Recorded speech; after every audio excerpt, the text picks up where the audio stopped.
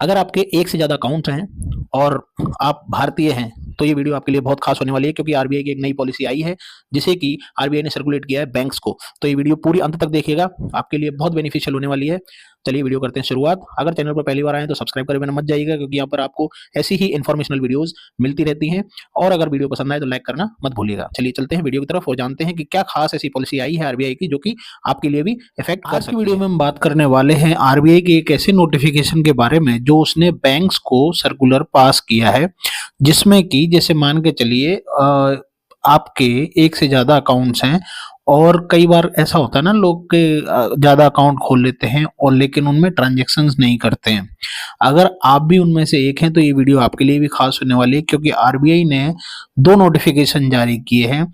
एक जारी किया था 1 जनवरी 2024 को, दूसरा जारी किया है 2024 में ही 2 दिसंबर को। अब इसमें ये नोटिफिकेशन क्या है बैंक्स के लिए और क्यों आपको जानना जरूरी है वो भी जान लीजिए। बेसिकली यहाँ पे आरबीआई ने बोला है कि जो भी अकाउंट इनएक्टिव हैं, जैसे मान के चलिए कई बार ऐसा होता है कि हम 5-7 अकाउंट खोल लेते हैं, जनरली खोल लेते हैं लोग, और उनमें कुछ छोटा छोटा अमाउंट रख देते हैं, किसी में 2.5 लाख रुपए डाल दिया, किसी में 2 लाख रुपए डाल दिया, और वो पड़े ही रहते हैं। तो उनको क्या किया है आरबीआई ने कि इनएक्टिव के लिए बैंक्स को बोल दिया है, जिनमें कोई भी ट्रांजैक्शंस नहीं है 10 साल से, तो उनको ट्रांजैक्शंस को अगर ना होने के कारण बैंक ने बोला है, आरबीआई ने बोला है बैंक्स को कि भैया आप इनको ऐसा करो। एक आरबीआई का अकाउंट है, फंड है बेसिकली, डीईए। अब डीईए का फुल फॉर्म क्या है? Depositor education awareness fund. उसमें बैंक्स को ट्रांसफर करना पड़ेगा, बैंक अपने पास में ये नहीं रख पाएंगे। कई बार ऐसा होता है ना कि बैंक बोल देते हैं कि भैया आपका अकाउंट जो है इनएक्टिव हो गया है। तो ऐसे में क्या है कि पहले तो बैंक के पास हम जाके और हम एप्लीकेशन दे देते कि भैया मेरा अकाउंट में मैंने ट्रांजैक्शन नहीं किया, तो आप इसको दोबारा से ऑपरेट कर दीजिए, तो वो ऑपरेट हो जाता था, इनऑपरेटिव नहीं रहता था। अभी क्या कर दिया है आरबीआई ने, साफ करने के लिए काफी सारी चीजें फ्रॉड होते थे या फिर जो भी कुछ है, इस वीडियो में वही डिस्कस करेंगे। ऐसा क्यों किया है आरबीआई ने, तो वो भी जानने की कोशिश करेंगे। ठीक है, इसमें 2-3 पॉइंट्स हैं। सबसे पहली चीज तो कि अगर आप मान के चलिए 10 साल तक आपने कोई ट्रांजेक्शन ही नहीं किया तो वो डोरमेंट हो जाता है या फिर फ्रीज हो जाता है अकाउंट। ऐसे में अब बैंक अपने पास में वो अकाउंट को नहीं रख पाएंगे, पैसे को नहीं रख पाएंगे, उनको आरबीआई में ट्रांसफर करना पड़ेगा। दूसरी चीज ये होती है कि एक बैंक में खोला जाता है DBT account, basically direct bank transfer होता है, जैसे कि सरकारी सुविधाओं के लिए या स्टूडेंट स्कॉलरशिप के लिए। तो उनमें क्या होता है कि जैसे कई बार जिनको जरूरत है वो तो ले लेते हैं, लेकिन जिनको जरूरत नहीं होती है बेसिकली वो भी फायदा उठा लेते हैं। अब भाई मान के चलिए कोई गरीब है, किसी को बुजुर्ग को मिली या फिर स्टूडेंट को मिली कोई स्कॉलरशिप मिली, तो वो तुरंत निकाल लेगा। लेकिन वहीं पे अगर अमीर कोई लेता है तो वो क्या करता है कि उसमें अकाउंट में पैसे पड़े रहते हैं। अब जैसे 60,000 रुपए पड़े हुए हैं ऑलरेडी, 2,000 रुपए या 5,000 रुपए, जो भी गवर्नमेंट की एक उदाहरण के लिए स्कीम होती है, वो हर महीने आ जाते हैं, वो भी पड़े रहते हैं। तो इसमें क्या होता है कि सस्पिशियस अकाउंट भी काउंट होता है। अगर बैंक को लगता है कि ये सस्पिशियस अकाउंट है तो ऐसे में बैंक उसको फ्रीज करके और आरबीआई को सुपुर्द भी कर सकता है। ठीक है, तो ऐसे बैंक जो ऐसे अकाउंट्स हैं उनके लिए आरबीआई ने साफ पॉलिसी निकाली है कि भैया बैंक को अब रखना ही नहीं। दूसरी चीज, अभी क्या है कि काफी सारे फ्रॉड और स्कैम होते हैं। जैसे मान के चलिए कि आपने सुना भी होगा डिजिटल अरेस्ट वगैरह, बहुत सारी चीजें जो कि फ्रॉडिस्टर क्या करते हैं कि भैया आपने वो पैसे लेते हैं वहां से और अकाउंट में डलवा लेते हैं। तो ऑब्वियसली बात है कि अपने तो अकाउंट में डलवाएंगे नहीं, क्योंकि अगर अपने में डलवाएंगे तो पकड़े जाएंगे। ठीक है, तो वो क्या करते हैं कि गांव के भोले वाले लोगों को कुछ अमाउंट देके या फिर कैसे भी करके बहला फुसला के उनकी बैंक अकाउंट खुलवा लेते हैं और उनकी बैंकिंग एक्सेस सब ले लेते हैं।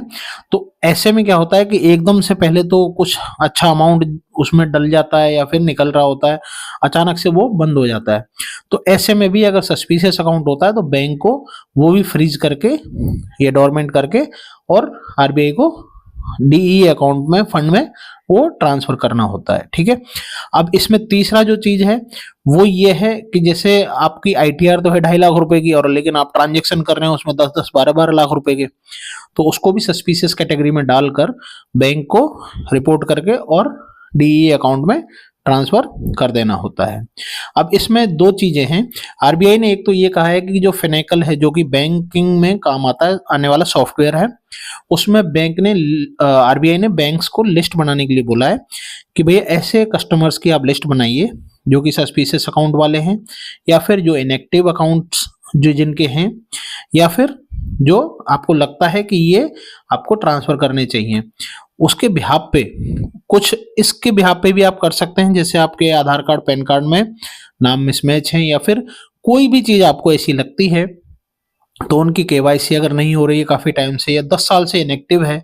मान के चलिए कई बार क्या करते हैं लोग कि हमने एफडी करा दी, अब एफडी 10 साल के लिए होती है, लेकिन साथ में अकाउंट भी तो लिंक है एक, जिससे कि आप जिसके थ्रू आपने एफडी कराई है। तो ऐसे में क्या होता है कि हम पासबुक को भी अंदर रख देते हैं। तो बेसिकली यहाँ पे ये सूचना देने का ये है मतलब कि आप अगर आपके ऐसे अकाउंट हैं तो आप उनको एक्टिव कीजिए, क्योंकि अभी ये जो सर्कुलर है वो पास हुआ है दिसंबर में, और एप्लीकेबल होगा ये 2025 से, जनवरी 2025 से वैसे आरबीआई ने बोला है। अब देखो ये इम्प्लीमेंट कब तक होता है।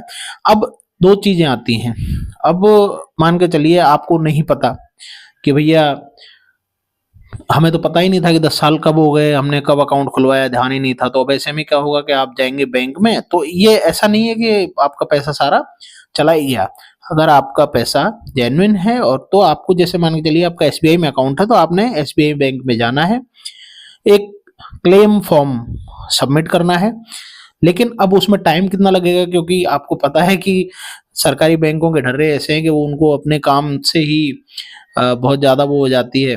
तो ऐसे में एक और गवर्नमेंट बॉडी जो कि आरबीआई है, अभी तो देखो उन्होंने ये रूल नया लेके आए हैं। अब डिपॉजिटरी का तो है, लेकिन अभी क्या प्रोसेस होगा, कैसे होगा, पैसा कहीं नहीं जाएगा, पैसा सब निकल जाएगा, लेकिन कहीं ना कहीं आपको हेक्टिक रहेगा।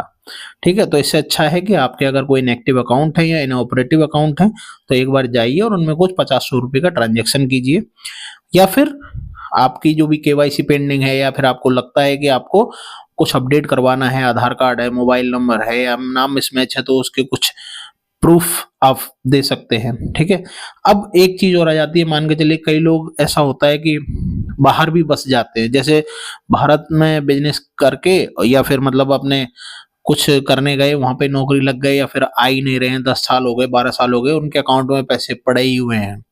तो उसमें भी आपको कैसे ना कैसे आपको यहाँ पे जो इनएक्टिव या इनऑपरेटिव अकाउंट्स हैं, तो उनको, या आप मतलब आप जैसे आपके कोई रिलेशन में है या कुछ भी है, तो ये आप आगे भी शेयर कर सकते हैं। ठीक है, तो ये बेसिकली कॉन्सेप्ट इसीलिए लाए हैं कि जिससे कि आपकी एक तो सबसे पहले फ्रॉड रुक सके, दूसरी चीज ये है कि ट्रांसपेरेंसी आ सके, बैंकिंग स्ट्रांग हो सके, बैंक के ऊपर एक्स्ट्रा प्रेशर ना रहे, और जो भी मिसलिनियस जो सस्पिशियस जो भी एक्टिविटीज हैं उन पे रोक लगाई जा सके। बेसिकली ये सारी चीजें जो रूल्स या फिर पॉलिसी लाने का जो ये कदम उठाया है आरबीआई ने, वो बेसिकली कॉन्सेप्ट इसका ये है। तो मैं आपको यही बताना चाह रहा था कि क्योंकि ये बहुत इंपॉर्टेंट पॉलिसी है और शायद कई लोगों की नॉलेज में भी नहीं है। आई होप मैं आपको अच्छे से जानकारी दे पाया हूँ। अगर आपको भी वीडियो पसंद आई हो तो प्लीज़ लाइक जरूर कर दीजिएगा, और चैनल पर पहली बार आए तो सब्सक्राइब करना ना भूलिएगा।